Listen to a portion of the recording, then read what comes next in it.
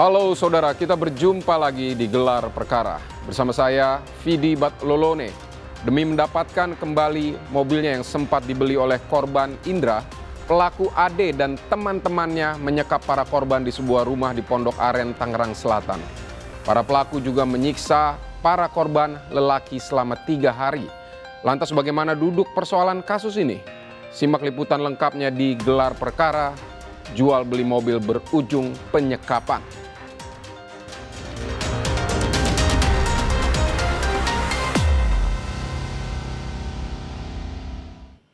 Saudara, pelaku AD awalnya menjual mobil mewahnya yang masih dalam masa kredit kepada NN, salah satu pelaku.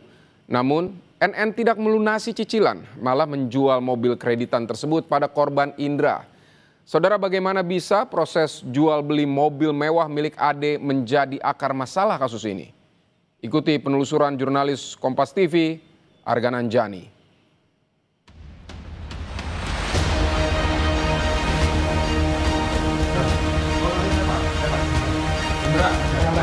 Dipukul, agak keras, agak kencang. Saya dipukulin Pakai apa?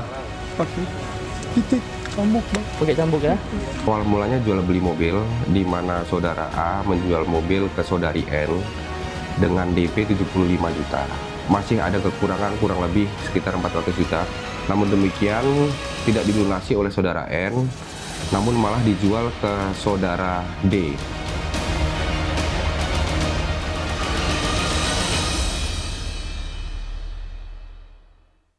Saudara, kasus penyekapan dan penganiayaan terhadap 4 orang di Taman Mangu, Pondok Aren, Tangerang Selatan belum berakhir.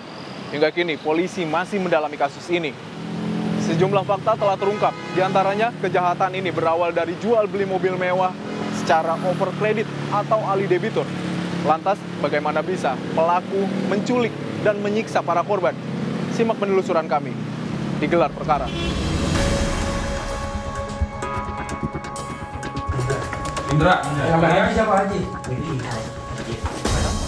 Inilah detik-detik polisi menyelamatkan para korban penyekapan di wilayah Pondok Aren, Tangerang Selatan, Banten pada 14 Oktober lalu. 3 dari 4 korban mengalami luka-luka akibat dianiaya pelaku. Di hari yang sama, polisi menangkap para pelaku termasuk 2 tokoh utama di balik kasus penculikan ini, AD dan NN. Total 9 pelaku telah ditetapkan sebagai tersangka. Jadi kalian diapain aja tuh? Dipukul, agak keras, agak kencang. Saya dipukulin Pakai apa? pakai titik cambuk, Bang. Pakai cambuk ya? Sampai sakit gitu ya? Sampai merah-merah, sampai berdarah gitu ya? Korban mengalami penyekapan, korban mengalami dugaan peristiwa pemerasan, ya, yang beberapa hari yang lalu itu sempat viral. Ada 9 orang yang sudah diamankan oleh penyidik Subdit Resmob di Treskrimum Polda Metro Jaya. 9 orang tersebut telah ditetapkan sebagai tersangka dan telah dilakukan penahanan. Permisi, Pak. Lokasi penyekapan Indra dan sang istri Desi Juwita bersama 2 orang teman mereka berada di sebuah perumahan di daerah Taman Mangu, Pondok Aren, Tangerang Selatan. Pengamanan komplek perumahan cukup ketat. Terbukti saat kami memasuki gerbang, petugas langsung mencegat. Namun saat kejadian, petugas keamanan tak curiga melihat kendaraan para pelaku hilir mudik membawa korban ke TKP. Petugas mengaku mereka tak merasa curiga lantaran telah mengenal AD sebagai warga perumahan. Sepi, inilah kesan pertama saat kami tiba di TKP. Jarang ada orang lalu lalang melewati rumah ini. Saudara, kali ini kami berada di wilayah Pondok Aren, Tangerang Selatan. Inilah lokasi di mana Adrian dan Nunung bersama 6 tersangka lainnya menyekap 4 orang buntut dari transaksi overkredit sebuah mobil minibus. Oke, dapat dilihat bangunan ini memang terdiri dari 2 lantai. Meski sudah tidak berpenghuni, di dalam gerbang masih terdapat 5 kendaraan, termasuk salah satu mobil berplat dinas Polri. Penyekapan para korban terungkap setelah Desi, salah satu korban, berhasil melarikan diri pada 13 Oktober. Desi yang disekap di lantai bawah terpisah dari 3 korban lain memanfaatkan penjagaan yang lengah. Desi lalu lapor polisi. jam 5 kurang 10 menit mendapati yang penjaga yang saya udah pada tidur 4 orang, cewek 1, laki-laki ada 3, udah terlelap tidur. Saya mengendap-endap untuk keluar pintu rumah. Kebetulan pintu rumahnya tidak terkunci. Saya keluar secara perlahan-lahan. Mau pintu gerbang susah dibuka. Saya pindah lagi ke samping rumahnya yang pagar besi. Saya naik dari situ nekat, lompat sampai celana saya robek. Di situ saya lari sekencang-kencangnya, mendapati seorang bapak-bapak kakek tua yang menolong saya buat ke jalan raya. Saya sempat tanya dulu, ini daerah apa Pak? Namanya katanya Taman Mangu, Pondok Aren. Nyampe rumah ibu saya telepon ke adik saya lewat HP mamah mertua saya, terus telepon ke kakak saya yang di Bandung. Langsung kakak saya Bandung suruh langsung laporan ke Kapolda Metro Jaya. Katanya biar cepat ditanggapi, biar cepat ditindaklanjuti. Kasus penyekapan selama 3 hari berawal saat korban Indra dihubungi tersangka NN untuk menindaklanjuti transaksi sebuah mobil jenis minibus. Korban tertarik, lalu pada 11 Oktober, NN mengajak korban bertemu di daerah Jagakarsa, Jakarta Selatan. Indra bersama sang istri Desi Juwita beserta 2 temannya, Nurul dan Ajit, berangkat dari Sukabumi, Jawa Barat. Sekitar jam setengah 11 malam, keempat korban bertemu NN di sebuah warung. Namun setelah beberapa saat, para pelaku datang menangkap keempat korban, lalu memasukkan secara paksa ke dalam mobil. Para pelaku membawa para korban ke sebuah rumah di Pondok Aren, Tangerang Selatan. Disinilah para pelaku menyekap 4 korban dan menganiaya korban pria. Waktu itu korban sempat DP 45 juta, telah terjadi down payment Bang di waktu itu. Kemudian korban mendatangi si saudari N untuk pertamanya mau mengambil mobil. Ternyata yang terjadi adalah para korban diambil Bang, diamankan secara paksa oleh rombongan tersebut. Mereka dicambuk, mereka dipukul Bang, menggunakan selang, menggunakan kabel, menggunakan hanger yang dari kawat, menggunakan sandal, menggunakan tangan kosong, yang mereka dipukulin lah Bang.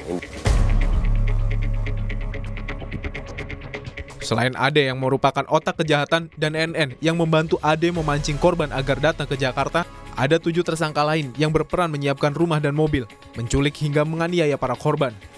Polisi menyebut di antara para tersangka ada 2 oknum anggota TNI. Itu ada 9 orang untuk dari yang bukan dari organik Bang, ataupun dari oknum. Ada 2 orang, tapi kita sudah berkoordinasi dengan POM AL untuk dilaksanakan atau didalami pemeriksaan lebih lanjut terhadap 2 oknum tersebut Bang. Seperti itu. Berdasar keterangan polisi, motif Ade memerintahkan pelaku lain menculik dan menyekap para korban adalah untuk mencari keberadaan mobilnya yang pernah dijual pada NN beberapa bulan sebelum kasus penyekapan. Akar masalah bermula saat Ade menjual mobil mewah miliknya pada NN dengan cara overkredit atau pengalihan debitur seharga 475 juta rupiah. NN baru membayar uang muka 75 juta dan berjanji akan melakukan pembayaran secara mencicil.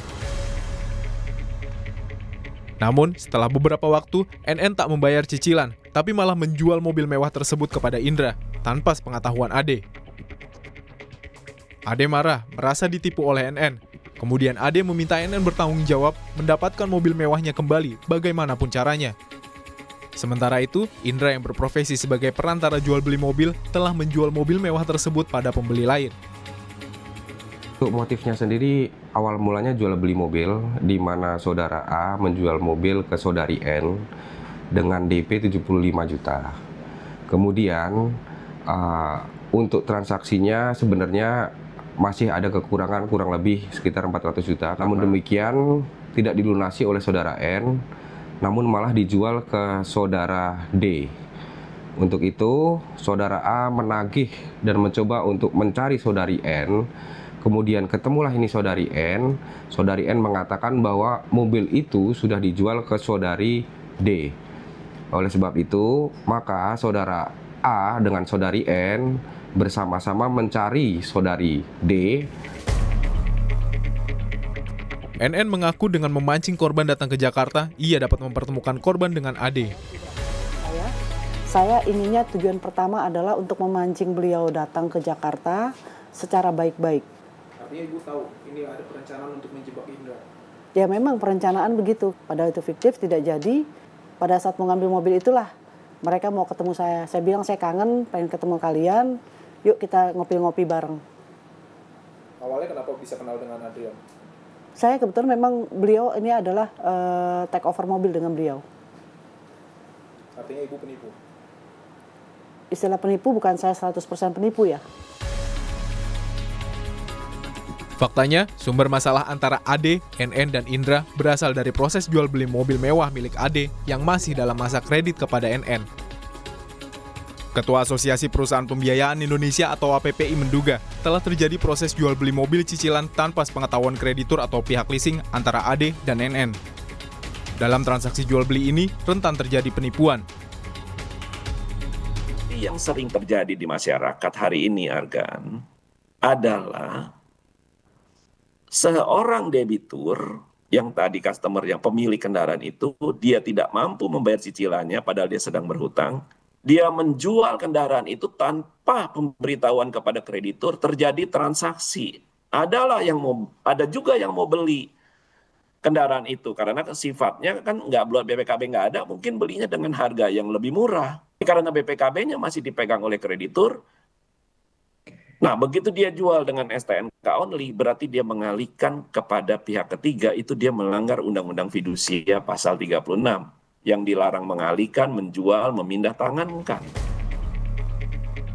Menjual kendaraan yang masih dalam masa kredit dapat dilakukan, asal sesuai aturan yang berlaku dan atas pengetahuan pihak kreditur atau perusahaan pembiayaan. Ini dilakukan demi melindungi penjual maupun pembeli. Sesuai Undang-Undang Jaminan Fidusia di pasal 30, 29 dan 30, dia wajib menyerahkan kepada perusahaan pembiayaan atau leasing, menyatakan saya angkat bendera putih, saya tidak mempunyai kemampuan meneruskan cicilan. Bisa kita jual bersama kendaraannya supaya fair, atau kemungkinan dia ternyata menemukan seseorang untuk bisa membeli kendaraannya, tapi mungkin dengan cara meneruskan cicilannya, dirubah perjanjian hutang piutangnya dari si A pindah ke si B, tanda tangan perjanjian akta jaminan fidusia lagi yang baru, karena berubah nama. Nah, itu sah. Sementara itu, kriminolog menyebut terkait silang sengketa keberadaan mobil mewah milik AD seharusnya masih bisa diselesaikan secara baik-baik, atau kalau menemui jalan buntu, lapor polisi. Menyelesaikan persoalan secara emosional, apalagi sampai melukai dan membahayakan keselamatan orang lain, malah dapat menyeret pada persoalan pidana. Ada beberapa kondisi di masyarakat ketika mereka merasa ada tekanan, ada kerugian yang seharusnya bisa diselesaikan secara baik-baik, ternyata berubah menjadi kondisi-kondisi yang berhubungan dengan konflik interpersonal. Sekali kasus-kasus yang bisa diselesaikan secara baik dan bisa meminta perlindungan secara legal ternyata menjadi konflik interpersonal yang berakhir dengan kekerasan atau agresi. Atau ketika ada konflik bisa melaporkan ke kantor polisi gitu ya. Karena kalau dia sudah melakukan kekerasan, dia sebetulnya sudah masuk ke perangkap bahwa dia pun akan terlibat dalam kondisi-kondisi yang berhubungan dengan hukum. Hingga saat ini mobil mewah milik AD tidak diketahui keberadaannya. Sementara akibat perbuatannya, AD, NN, dan 7 tersangka lain dijerat pasal 333 tentang merampas kemerdekaan seseorang dan pasal 368 tentang pemerasan. Ancaman hukumannya maksimal 9 tahun penjara. Dengan alasan apapun, tindak kejahatan tak bisa dibenarkan. Jika Anda menjadi korban kejahatan penipuan, selesaikan baik-baik atau lapor polisi. Jangan main hakim sendiri.